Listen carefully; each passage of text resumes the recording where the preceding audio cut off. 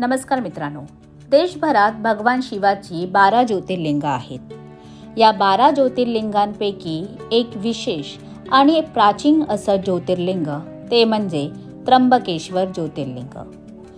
महाराष्ट्राच्या नाशिक शहरापासून 28 किलोमीटर अंतरावर गोदावरी नदीचे उगमस्थान असलेल्या ब्रह्मगिरी पर्वताच्या पायथ्याशी वसलेल्या त्र्यंबकेश्वर तालुक्यामध्ये स्थित असलेलं हे प्राचीन शिवलिंग ते म्हणजे त्र्यंबकेश्वर ज्योतिर्लिंग।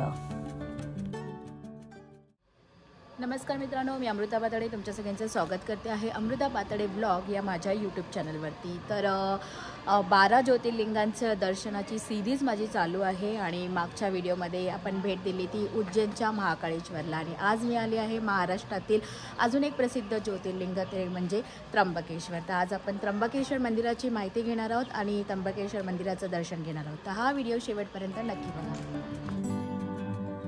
पौराणिक संदर्भानुसार असे सांगितले जाते की ब्रह्मदेवांनी इथे एका पर्वतावर श्री महादेवांना प्रसन्न करण्यासाठी तप केले, जे पुढील काळात ब्रह्मगिरी पर्वत नावाने विख्यात झाले। या पर्वतावर एकेकाळी गौतम ऋषींचा आश्रम होता। गोहत्येमधून मुक्तता मिळावी म्हणून त्यांनी कठोर तपश्चर्या केली आणि महादेवांना प्रसन्न केले। गौतम ऋषींच्या विनंतीवरून महादेव येथे त्रिमूर्ती म्हणून ज्योतिर्लिंग स्वरूपात विराजमान झाले। तेव्हापासून हे स्थान त्र्यंबकेश्वर म्हणून ओळखले जाऊ लागले।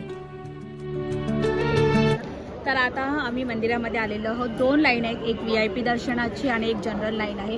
तर VIP दर्शनाचे तिकीट 200 रुपये पर पर्सन आहे। तर एवढं काही गर्दी नाही आहे, त्यामुळे आता आम्ही दर्शनाच्या लाईनीमध्ये चाललो आणि आता आम्ही आतमध्ये आलेलो आहे। हे आहे मुख्य मंदिर आणि आता बघू, दर्शन घेऊ।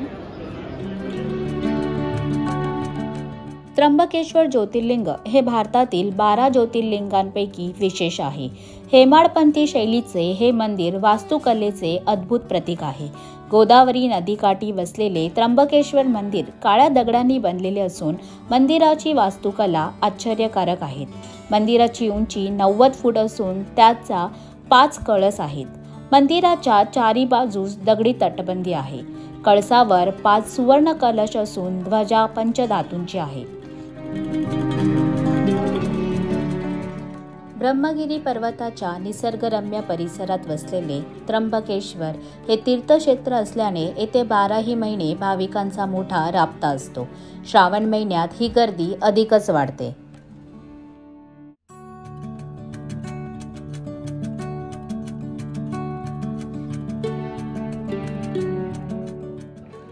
तर हे आहे मंदिराचा गाभारा।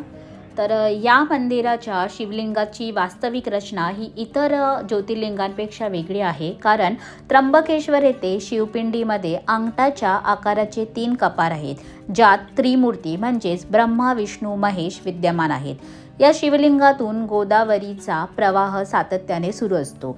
या स्वरूपाचे हे जगातले एकमेव शिवलिंग आहे आणि या मंदिराची विशेषता अशी आहे की ज्योतिर्लिंगावर त्रिकाल पूजा केली जाते।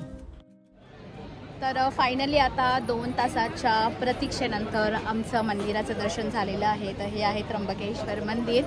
आतमध्ये फोटोग्राफी अलाउ नसल्यामुळे मला फोटोग्राफी करण्यात नाही आली, पण दर्शन खूप सुंदर झालं आहे आणि मस्तच वाटते। तर आता पुढचा प्रवास आमचा असणार आहे ते ब्रह्मगिरी पर्वताकडे।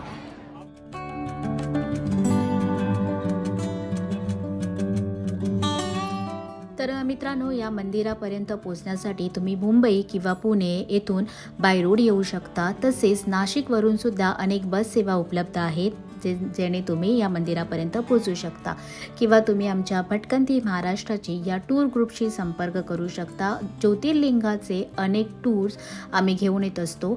नंबर तुम्हाला डिस्क्रिप्शनमध्ये नक्की मिळेल, तर तुम्ही आमच्याशी संपर्क करू शकता। चला तर भेटूया आमच्या पुढच्या व्हिडिओमध्ये अशाच एका ज्योतिर्लिंगाचे दर्शन घेण्यासाठी। तोपर्यंत माझ्या चॅनलला लाईक, सबस्क्राईब आणि शेअर जरूर करा। हर हर महादेव।